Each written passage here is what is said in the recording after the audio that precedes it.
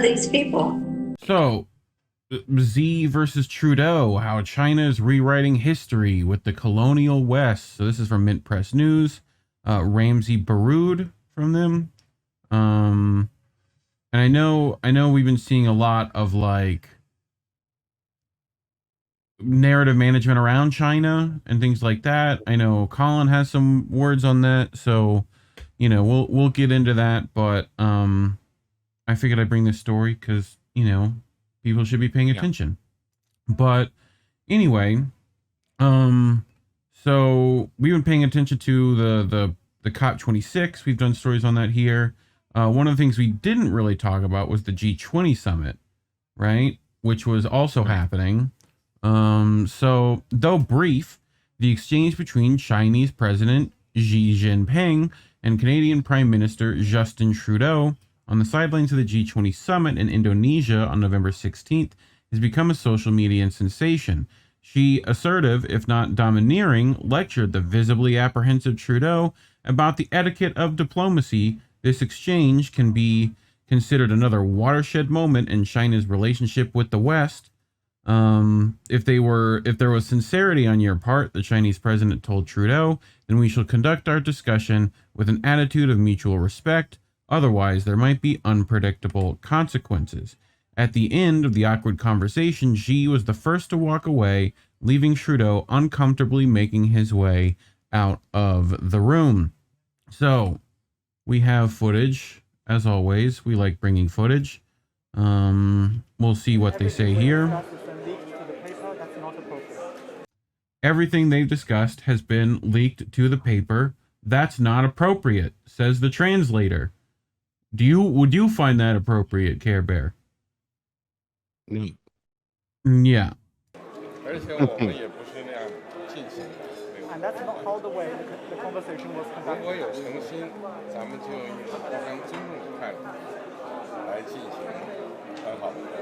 If there is sincerity on your part, free and open and frank dialogue, and that is what we will continue to have. We will continue to look to work constructively together, but there will be things we will disagree on, and we will have to continue. Let's create the conditions first.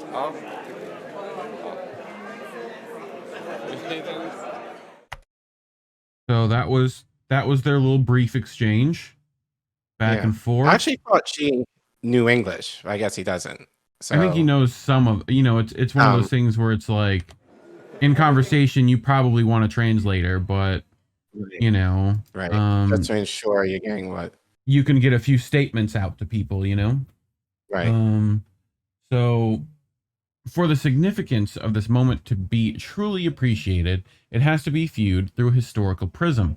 When Western colonial powers began the process of exploiting China in earnest, early to mid-19th century, the total size of the Chinese economy was estimated to be 1/3 of the world's entire economic output. In 1949, when Chinese nationalists managed to win their independence following hundreds of years of colonialism, political meddling, and economic exploitation, China's total GDP merely accounted for 4% of the world's total economy. In the period between the First Opium War in 1839 and China's independence over 100 years later, tens of millions of Chinese perished as a result of the direct wars, subsequent rebellions and famines. The so-called Boxer Rebellion was one of the most desperate attempts by the Chinese people to proclaim a degree of independence and assert normal sovereignty over their land. The outcome, however, was devastating, as the rebels, along with the Chinese military, were crushed by the mostly Western alliance, which involved the United States, Austria-Hungary, Britain, France, and others. The death toll was catastrophic, with moderate estimations putting it at over 100,000, and subsequently, once more, China was forced to toe the line, as has done in the two Opium Wars and many other occasions in the past. China's independence in 1949 did not automatically signal the return of China to its past grandeur as a global or even an Asian power. The process of rebuilding was long, costly, and sometimes even devastating. Trials and errors, internal conflicts, cultural revolutions, periods of great leaps forward, but sometimes also great stagnation. 7 decades later, China is back at the center of global affairs. Good news for some, terrible news for others. The 2020 U.S. National Security Strategy document released on October 22nd describes China as the only competitor with both the intent to reshape the international order and, increasingly, the economic, diplomatic, military, and technical power to do it. That's from the National Security Strategy document, right? I wonder who put that out. The U.S. position is not at all surprising because the West continues to define its relationship with Beijing based on a colonial inheritance, a legacy that spans hundreds of years. For the West, the re-rise of China is problematic, not because of its human rights record, but because of its growing share of the global economy, which in 2021 accounted for 18.56%. This economic power, coupled with growing military prowess, practically means that Beijing will soon be able to dictate political outcomes in its growing sphere of influence in the Pacific region and also worldwide. Speaking of worldwide, Collin, you know that China's been doing a lot of economic stuff in the global south, especially Africa. I mean, along with the BRICS alliance, which a lot of those countries are joining now and being, making friends with Beijing. How do you feel about that situation? I mean, I feel like it's global West and East versus, West and East, or how it relates to Africa in general, or just a little bit of both. Well,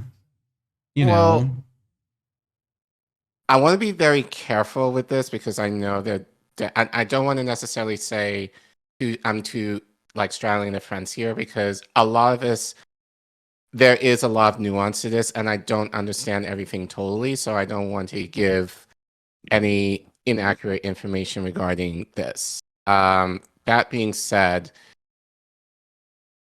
China's where they're at now in part due to NAFTA. When Clinton basically shut down everything here, China kind of stepped up and was like, hey, we'll take stuff off your hands. We'll be willing to create these industries in our country, and now, and I don't think, but I think America had the intention of, oh, they're not going to do shit with it. And guess what? They have. So now I think in a lot of ways, the West, America in particular, has basically fed this dragon of China now that it is, literally. And now they're pissed at China, but they're not pointing the finger at themselves, in terms of how they kind of influenced their growth since the 90s. In particular. I mean, how is it when you point fingers? There's like 3 of them pointed back it this way. I think that's how it works. Yeah. Something like that. It does seem a lot like Western projection, especially from what I'm curious about is why the right wing in this country, especially, like, wants to fight that economic war with China, but not the one with Russia. Like, just seems interesting. Yeah. I wish we had someone on that could really speak to that a little bit more, but I think, especially with the Republican Party, it's mostly in terms of economics and what China represents and how they are basically, controlling shit right now. Like, they actually are doing the thing, especially in the global south. And I think in terms of Africa, for me personally, I know people are like very pro-China, in Africa. Yeah, they're doing great things. Yeah, but you also have to kind of look at it in terms of how, and this is probably not the best analogy, but I equivocate to what China's involvement in Africa to college students taking on student loan debt. I think I've given you this example before. If you are in a position once you graduate, and if you have the right job or in the right industry where you're able to pay off your debt within a decent amount of time, then you can argue, like, it's worth it. That situation worked out. You just feel like Africa is indebting itself to like a new insurance company. You know what I mean? Like they're just going to a different one. Yeah, and again, it depends on the country. You know, some countries, depending on what industry or infrastructure that are China's implementing in those countries, some are able to, you know, pay off their loans to China. Others may not be able to, you know, just due to whatever Well, I think corruption that exists, you know, within those countries. well, and So, especially with like, you know, with what we've seen at both COP26 and, you know, these G20 summits, like the idea is like we have to control the global South and Africa's resources and carbon emissions, you know, and Africa's like, right, yeah, but we need to still build shit.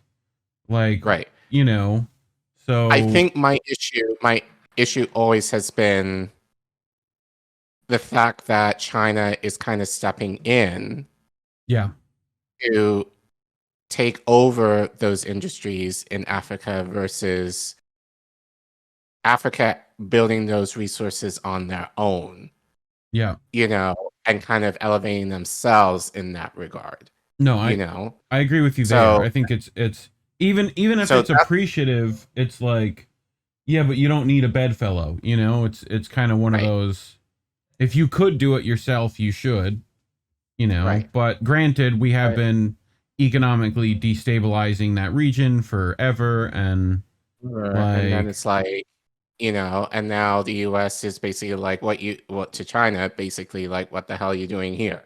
You know, yes. like Well, and and stuff that so I you think can that's make the why, argument. yeah, I think that's why, like, when you look at, you know, and just to pull us back in this argument, this article a little bit, you know, it's China, and both China and Russia have had the same kind of, they've been shunned from, you know, the Western powers as well.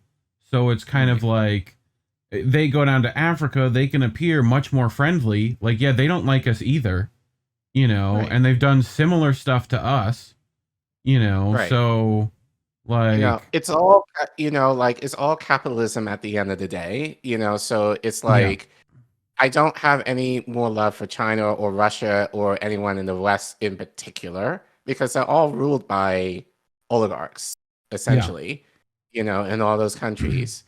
yeah, The only difference is, I think, you know, with China and Russia, they've been somewhat, as you said, shunned throughout yeah, history. So they can come across as more sympathetic.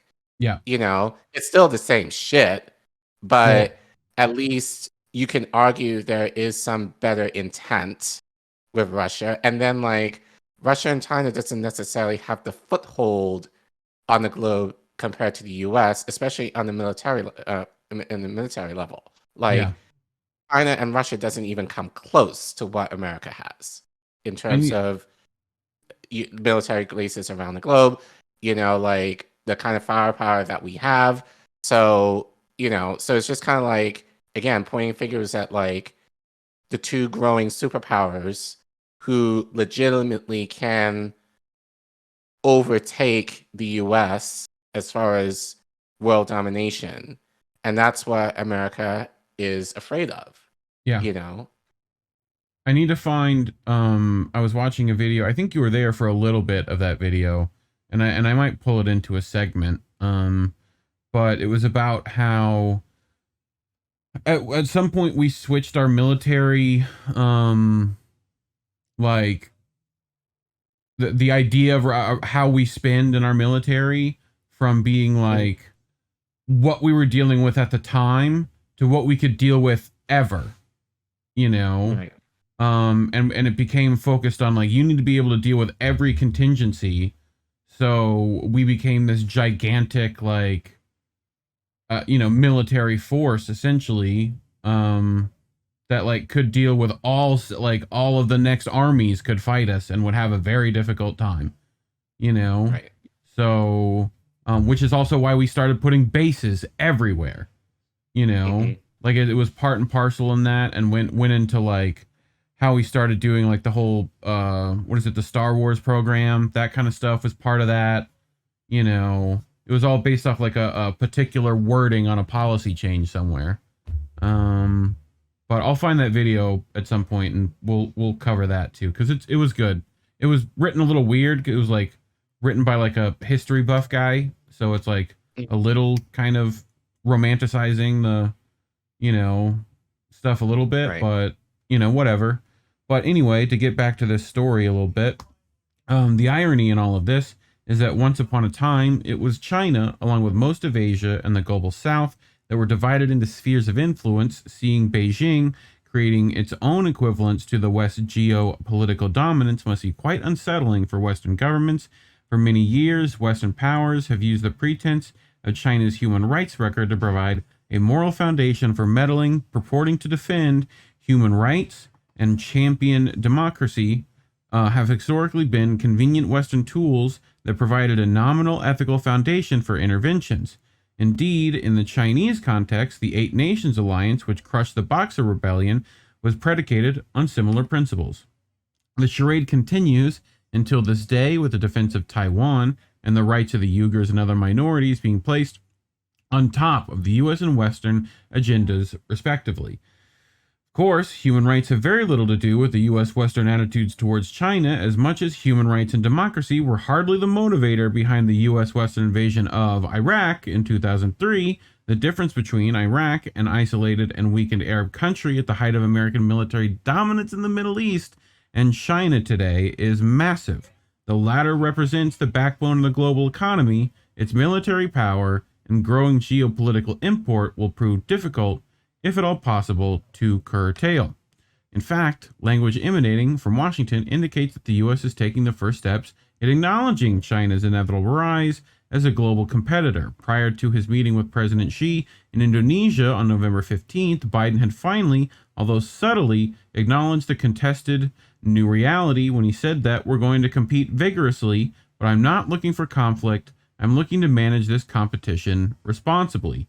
Xi's attitude towards Trudeau at the G20 summit may be read as another episode of China's so-called wolf diplomacy. However, the dramatic event, the words, the body language, and the subtle nuances indicate that China does not see itself as deserving of global importance and respect. Xi's attitude towards Trudeau at the G20 summit may be read as another episode of Chinese so-called wolf diplomacy. However, the dramatic events, the words, the body language, and subtle nuances indicate that China does not see itself. Yeah, we read this. So that was the last paragraph. God, I'm dumb.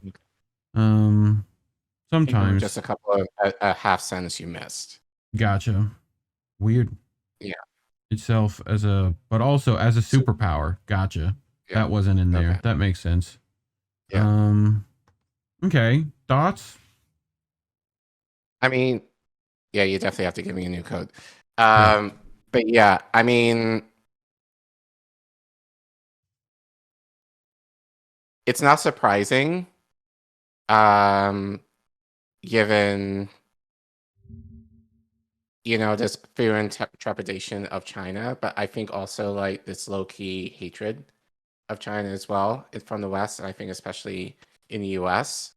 And I think Xi, in this case, is right to kind of like, don't fuck with us, essentially. So I think he's the one who, and I think given the history of China, has to be the one to kind of, be the one who's dominant and kind of say, like, look, we're not to be fucked with, so don't, and I think, and obviously it's looking like Trudeau and even Biden have both responded in kind, and that's why I think, especially with Taiwan, is it looking interesting? I think over the summer, like, especially given what was happening, it looked like we could have been in the potential war with China, but I think that's more of a reason why we need to look at Taiwan or watch them, I think, especially over the next 2 years. Because I don't think the U.S. will be stupid to go to war, or anyone in the West is stupid to go to war with China directly.